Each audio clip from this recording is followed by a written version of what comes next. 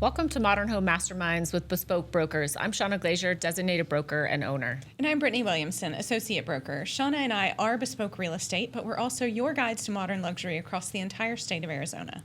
Each week we chat with masterminds shaping the modern spaces. Do you want to get a behind-the-scenes look at your design build team's processes?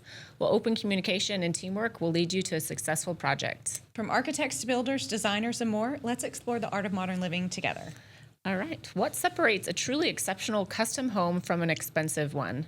Is it in the design, the craftsmanship, or the team behind it, or the builder who has to bring it all together? Today, we're joined by Joe Costello, founder of Stonecreek Building Company, to help us answer that question.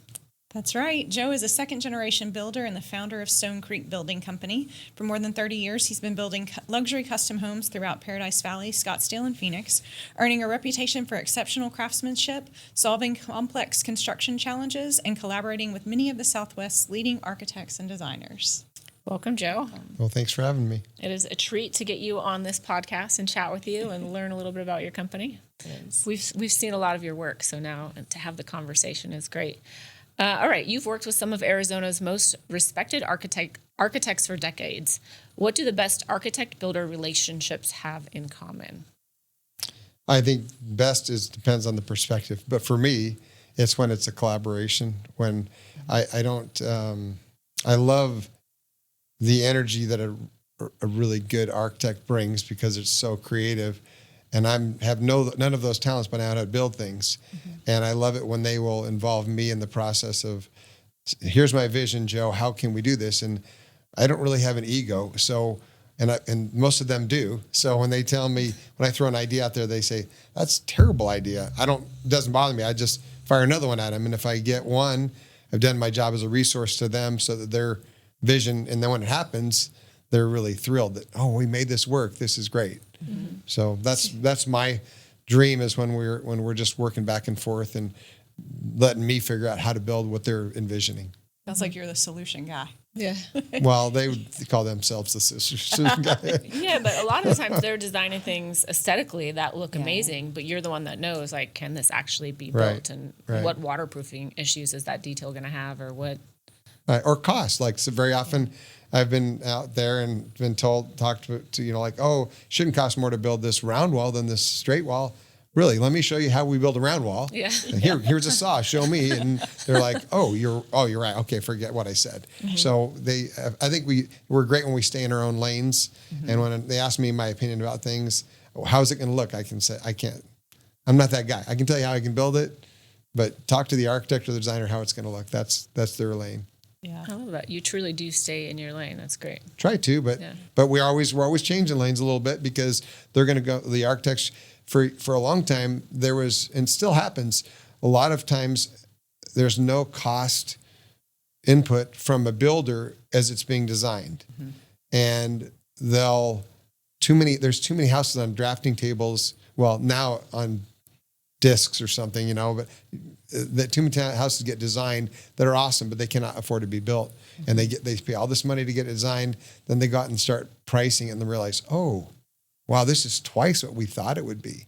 And so, it's great when we get involved early on and can start giving them, preliminary estimates on things. And then part of what we do at that point is try to keep them in that lane. Like, no, yes. We did not talk about doing this. Mm-hmm. If you want that, this is what's going to happen mm-hmm. to your budget. Mm-hmm. Yeah, that's super helpful.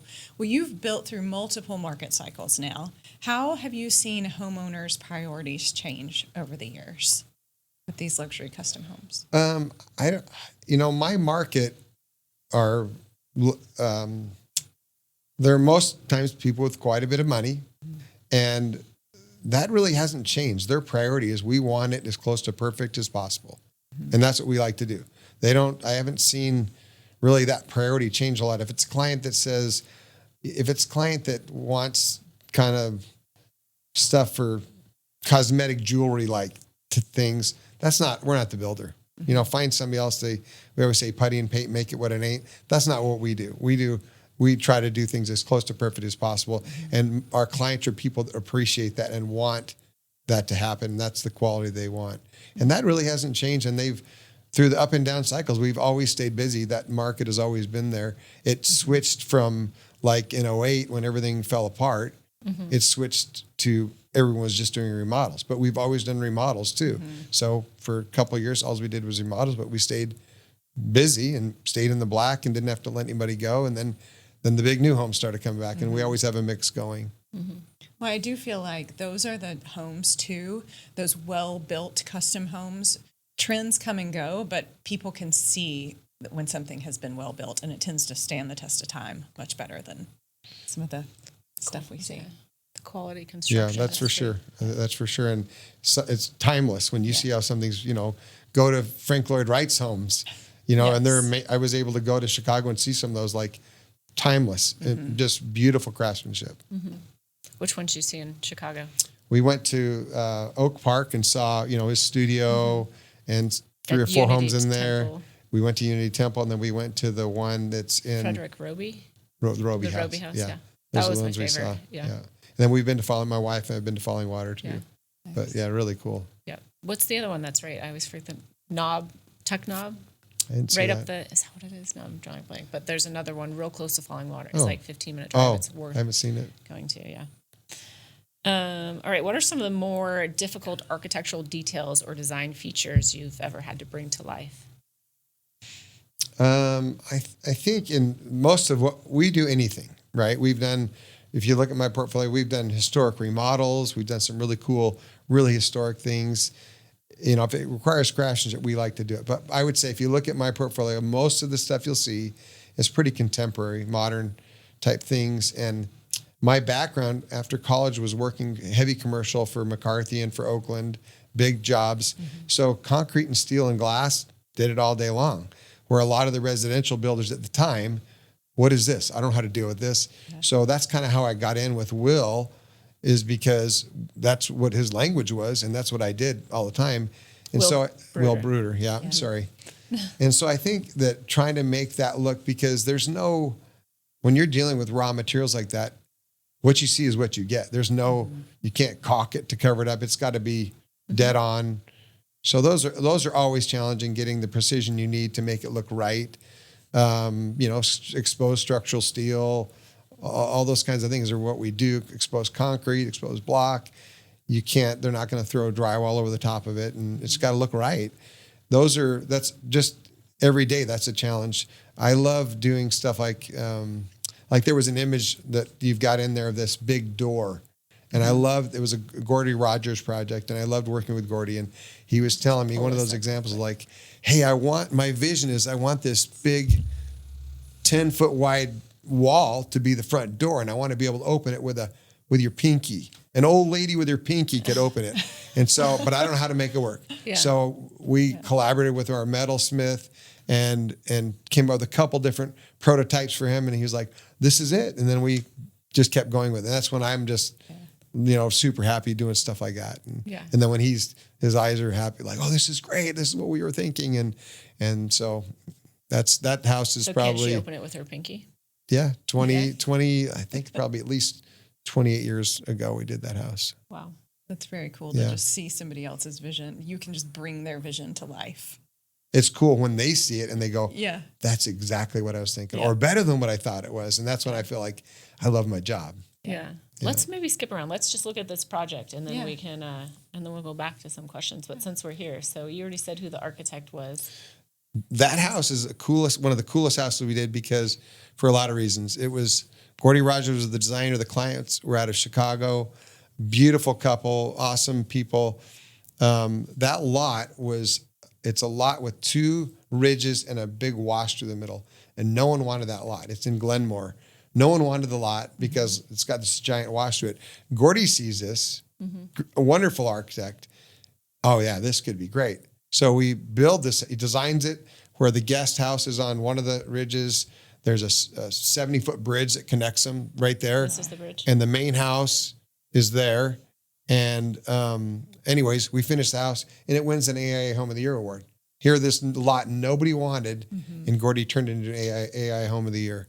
So pretty cool. I feel like that's what good architects can do. They look at the lots that no one else wants, whether it's a steep hillside and they turn something beautiful. And it's normally climbing over a wash, or like a glass bridge over a wash. They see opportunities that most of us wouldn't see. Wow, but they need somebody like you to execute it. Well, they may not agree with that, but yeah, I agree with that. Yeah. We'll give you the kudos here. Yeah, we'll give you the kudos. We have the mic right now. Yeah. So So, are there any trends in construction, materials, technologies, anything that you're looking forward to? We've seen a lot in the 34 years I've had in my business. Lots, whether it's foam blocks or steel studs. Remember when somebody was burning every house down on the hillsides? You might be too young to remember that, but there was an arsonist burning everything down that was being built on hillsides because he didn't want hillsides to be destroyed. And so every house we did was, I don't. every house we were doing was out of steel studs because they didn't. So they went to the steel studs, and of course, price of steel studs went up then. And but I think those will come and go. I think one of the things I'm excited about that I see, like, wow, this is pretty cool, is the stuff they've done with automation, especially with lighting. The lighting stuff that they're coming up with is so cool and so just I think a game changer for what it does for the environment and the home itself. just how easy it is for homeowners to navigate the different scenes and just how you can change how smart each bulb can be, and change. You can take a painting and say, here's what this painting is, and you can change it, hit a few buttons, and you would think you're looking at a whole nother painting because they've changed the lighting on it, and it's very simple, and the way it works, it's not inexpensive, but it's really, I think it's really cool. What do you wish real estate agents and homeowners both understood about sites when purchasing land to build? We do, I'd say 80 to 90% of the work we do over the years is on hillsides. And most clients, and I think real estate agents, know that this is not going to be there's going to be a lot of costs in this thing that we don't really get. Meaning, you've got retaining wall footings that are massive that we're going to cover it with dirt. No one's ever going to see them. Right. It's not like an upgraded appliance package. It's not like, I got this beautiful marble top or something. It's like, it's going to get buried in the dirt just so you can build this house on top of it. So there's a lot of costs that they don't really feel like there's a value to, but all of those add to, obviously you get some of these lots we've built on with these amazing views. You can't do that with all this. So that this is what you're going to have to do to get this awesome lot to be able to build on it. $1 million lot prep for the $1 million view. Yeah. Right? Yeah. Yeah. Yeah. And there's ways that we try to be creative about how to minimize those costs, whether it's types of construction. We weren't able to do it, but we were dealing with a client out of Colorado and in that subdivision up near Hummingbird, that Luke Place du Sonnet. La Place. Yeah, I'm not going to try to be the It's French fine. speaker, but I know what you're talking about. Those are really steep hillsides. There was a lot in there. I think it's lot 13 we had looked at, and the client purchased the lot, and Eric Spry and I went out there and had this just amazing house we had brainstormed ideas on, and then he got scared and sold the lot. So, but he knew, I know this is, it was 45 degree slope or more. Some places it was vertical, but we came up with solutions. Here's how we could do this. And he loved the idea, but I don't think he was trying to do it as a spec, which that's not really a good market for me. Yeah, specs are hard. Also, when you're a spec, you want to maximize things like garage spaces and square footage, and hillside, you're not going to be able to push those. Probably smart for him to have sold it. So, I mean, you're also getting the thing when you're buying land like that, especially in La Place, there's some really tricky sites. You're getting a huge discount from the beginning. I mean, if you buy a flat acre in Paradise Valley, you're looking at $4 million right now, more. But if you're buying it, in La Place, those things are going for less than $1 million, aren't they?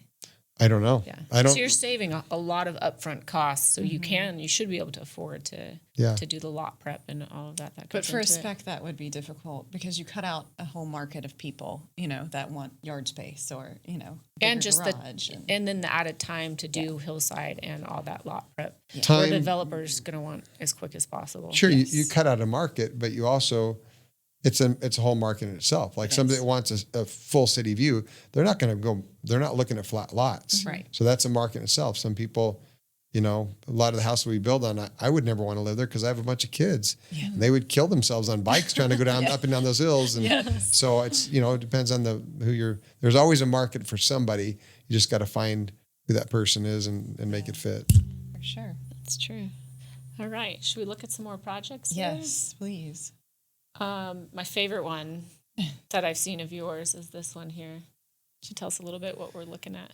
Okay, this is one of my favorites too, and I was lucky enough I've known Will Bruder since I was a little boy. My dad built the Paradise Valley Town Hall, and Will was the architect. He worked for a company called Kemper Goodwin at the time, and they got to be friends. Oh. He was kind of this hippie, and my dad was about as conservative as you get, but they became really good friends. And he came over to our house a lot when he was in town because he lived out in New River. And so when I started my business, he said, I have this project I really want you to look at for me. And we looked at this, and the client was just amazed. You would look at a house like this and think, oh, this is some edgy person. You would have think these people came right off a farm, or when you met them, they came off a farm in Iowa or something. That's they funny. were just about it was an older couple, sweetest people you ever want to meet. And they were game for anything that Will could dream up. Because this is an art piece. This is like living in art. Yeah. And everything on that house. And it was early in my career. This is all hand drawn. It was 4 CAD drawings. Mm-hmm. And in fact, I had just gotten one of the new cell phones, which is these giant bricks. That's how old I am. And so I was like, hey, my wife, I'm up on the hill talking to you, believe it or not. And this is all, everything in this house was custom made. Every door handle, every cabinet pull. There was the only thing that, like, appliances, obviously we didn't make the appliances, but we custom made everything in this house. And so it was fiberglass like stairs, right? Yeah. Are those the original ones? Fiberglass stairs that go down into the grotto down below. And there's some on the outside of the house too. Everything, those elements are original. And then the client lived in it for, I don't know, maybe 7 or 8 years. They sold it and had me build another house for them, a totally different kind of an Asian style house on the other side of the mountain in Colonial Miramonte. And then another client bought this and had us come in and do a complete kind of restoration renovation to it. Mm-hmm. And so I've been lucky enough to touch this house twice. Yeah, and the architects on that renovation was Jack DeBarlo and Rob Gaspar. Yeah, right. Rob didn't do anything on it. No, it was Jack. Okay. It was all Jack. Yeah. Okay. It's a beautiful house, and we actually have one more picture from the outside that shows the crescent shape. So it's this crescent shape home on the top of Hummingbird. Yeah. And this view, you're looking out north. It's really beautiful. I can't imagine trying to build something. I mean. And you were pretty early on in your career in the. Yeah. I mean, in my business, probably 2 or 3 years old when that's amazing. Will trusted me with this thing. And it was really cool. It was fun client to work with. I mean, on the very left side, that's the master bath. And if you've been in there, which I think you have, that tub, that little notch that's cut out, when you fill the tub, you're looking in the tub. Yeah. And so it was really fun to do this. It was one of my favorites. So let's go back to this picture here and let's talk about this house. Okay, I love this house because I'm a big BYU fan, and the client obviously was too. Yes. And so this is built up in Sorrel Forest, up in Desert Mountain, and we had to go down. What you're seeing is a under subterranean basketball court that's also a baseball hitting cage and everything else, sports arena thing for him. But it was solid rock, like it's 30 feet down in solid rock that we had to dig. It took us months and months and months just to get down into this where we could start pouring concrete. I was wondering when we were looking at the outside photos of the house, how you made that gym not look so huge, but you went down. Yeah. With it, which makes sense. Yeah. And is this the kitchen to that house? This is the kitchen, this is the main kitchen on the same house. And you're standing, when you're in the kitchen, you're right above that gym below. Okay. And that's the outside of it. What's the square footage? I'm going from memory, maybe around 9,000. Okay. There's a main house and a casita. Tim Boyle was the architect on this one. Really, really talented guy. Okay. Well, what about this one? This is, I love this for a lot of reasons, but mostly the client, we became such good friends. This house is the second I did for the same client. Right below, this is up on the Mummy's Head, on Mummy Mountain, on the Mummy's Head, off 44th, just east of 44th, and it's the second highest thing up there. And we built the first house was down one lot down, right below it. We built that house for him, and then several years later, he bought the house above him and had us tear it down and build this for him. This is kind of his man cave. He loves cars, and he can open it up and bring his buddies in. They'll move the furniture, they'll pull the cars in, and he's got a projector screens that'll pull down. They can sit in their cars like at the drive-in movie and watch movies. And he has a lot to do with ASU. You can see the ASU symbol on that's like a Coke machine. He is big into ASU wrestling, and USA Wrestling has been to helps the Olympic Committee, but very big in the wrestling community. And so he'll have these big parties up there with the ASU wrestling team and MMA guys that he's friends with. They'll all go up there, and they love to hang out at this place. Who's the architect on this one? The architect on this was Angela Tana, AT Design. Okay. Yeah, that view is incredible.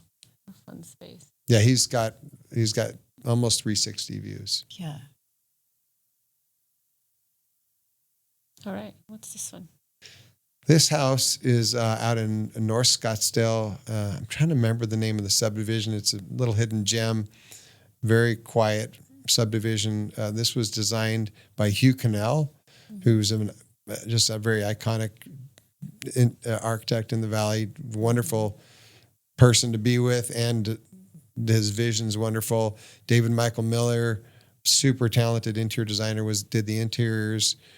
We built this for this client and his family. It's a very clean looking thing, but just very sophisticated. When you go in, it's like, wow, this is, It feels like it would be very comfortable and organic. Very peaceful. Yeah. Yeah, David and Hugh worked really well together. Sometimes we work with architects and interior designers, and there's a little bit of a head-butting contest, but not on this one. It was just really a great collaboration to work with them. Yeah, and together. we're familiar with Hugh's work. Actually, we have a client who's in a Hugh Canal house right now, and we've worked with David as well. Yeah, both respected. And well, thank you for sharing these with us. You bet. Yeah. Treat for sure. All right, we like to end our episodes with a few rapid fire questions. Okay. They're easy. Smart home or simple home? Simple. Yeah. Flat or hillside lot? Hillside. I figured you might answer that one. Mountain views or city light views? City light views. Okay. What do you enjoy more, the planning phase or construction phase?